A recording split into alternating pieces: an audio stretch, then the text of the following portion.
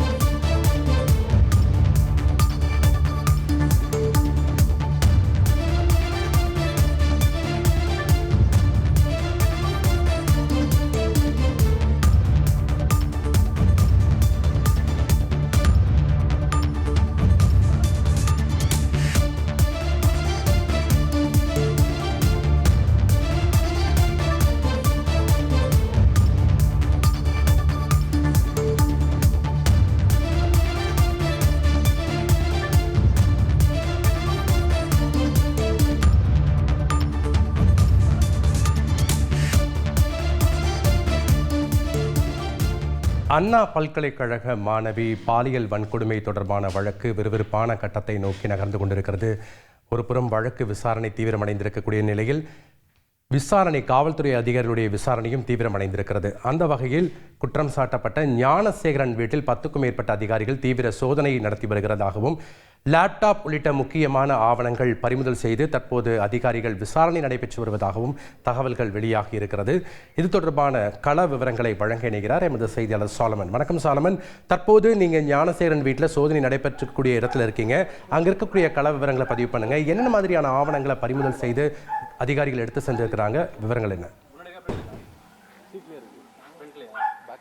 அண்ணா பல்கலைக்கழகத்தில் மாணவி பாலியல் வன்கொடுமை செய்யப்பட்ட வழக்கில் ஞானசேகரன் என்பவரை கோட்டூர்புரம் அனைத்து மகளிர் போலீசார் கைது செய்து சிறையில் அடைத்துள்ளனர். குறிப்பாக இந்த வழக்கில் உரிய விசாரணை நடைபெற வேண்டும் என பல்வேறு கட்சியினர் போராட்டம் மேற்கொண்ட நிலையில் இது தொடர்பாக சிறப்பு புலனாய்வு குழு ஒன்றை அமைத்து நீதிமன்றம் உத்தரவிட்டது. அதன் அடிப்படையில் கடந்த ஒரு வார காலமாக சிறப்பு புலனாய்வு குழுவினர் தீவிரமாக விசாரணை மேற்கொண்டு வரும். குறிப்பாக 3 பெண் IPS கொண்ட தலைமையில் இந்த விசாரணையானது நடைபெற்று வருகிறது. முதற்கட்டமாக அண்ணா பல்கலைக்கழகத்தில் சம்பவம் நடைபெற்ற இடத்திற்கு சென்று அங்குள்ள CCTV காட்சிகள் மற்றும் அங்கு பாதுகாப்பு தொடர்பான நடவடிக்கைகள் என்னென்ன மேற்கொள்ளப்பட்டுள்ளது என்பது தொடர்பாக விசாரணை மேற்கொண்டு அதை அங்கு இருக்கக்கூடிய மாணவிகளிடம் விசாரணை மேற்கொண்டார். அடுத்த கட்டமாக இது குற்றவாளியான ஞானசேகர் என்பவர் வீடுகளில் தொடர்ச்சியாக 2 நாட்களாக சோதனையானது நடைபெற்றது. அதன் அடிப்படையில் இன்றும் இந்த சோதனையானது ஞானசேகர் வீட்டில் நடைபெற்று வருகிறது. கோட்டூர்புரத்தில் இருக்கக்கூடிய மண்டபம் சாலையில் அவரது வீடானது அமைந்துள்ளது. அங்கு 10க்கும் மேற்பட்ட குழுவினர் தீவிரமாக சோதனை மேற்கொண்டு வருகின்றனர். குறிப்பாக இவர் பாலியல் வன்கொடுமை வழக்கு தொடர்பாகவும் குற்ற வழக்குகளிலும் இவர் தொடர்பு இருப்பதால் அவர் வீட்டில் என்ன மாதிரியான ஆவணங்களை பறிமுதல் செய்யக்கூடிய பணியில் ஈடுபட்டு வருகிறார். குறிப்பாக லேப்டாப், ஹார்ட் டிஸ்க் உள்ளிட்ட ஆவணங்களையும் பறிமுதல் செய்தார். அது மட்டுமின்றி சொத்து ஆவணங்களையும் அவர் குற்ற வழக்குகளில் எவ்வளவு சம்பாதித்து அதன் மூலமாக எவ்வளவு சொத்து ஆவணங்கள் வாங்கியுள்ளார் என்ற ஆவணங்களையும் பறிமுதல் செய்துள்ளார். மேலும் இது மட்டுமின்றி இது போல பல்வேறு பெண்களிடமும் இவர் பாலியல் வன்கொடுமை செய்திருப்பதாக தெரிவித்துள்ளதால் அந்த பாலியல் வன்கொடுமை செய்து அவர் மிரட்டி வீடியோ எடுத்ததும் கண்டுபிடிக்கப்பட்டிருப்பதால் அவரது வீட்டில் இருக்கக்கூடிய முக்கிய ஹார்ட் டிஸ்க் மற்றும் பென்டிரைவ் உள்ளிட்ட பொருட்களையும் போலீசார் பறிமுதல் செய்துள்ளனர். இருந்தாலும் அவரது மனைவியிடமும் தீவிரமாக விசாரணை மேற்கொண்டவர். குறிப்பாக இவர் பல்வேறு வருடங்களாக இந்த குற்ற வழக்கில் தொடர்பு இருப்பதாக கூறப்படும் நிலையில் அவரது மனைவியிடம் தொடர்ச்சியாக விசாரணை மேற்கொண்டு வருகின்றனர். அவரிடம் வாக்குமூலத்தை பெற்று அதனை எழுத்து மூலமாகவும் வீடியோ பதிவாகவும் செய்யக்கூடிய பணியிலையும் ஈடுபட்டு வருகின்றனர்.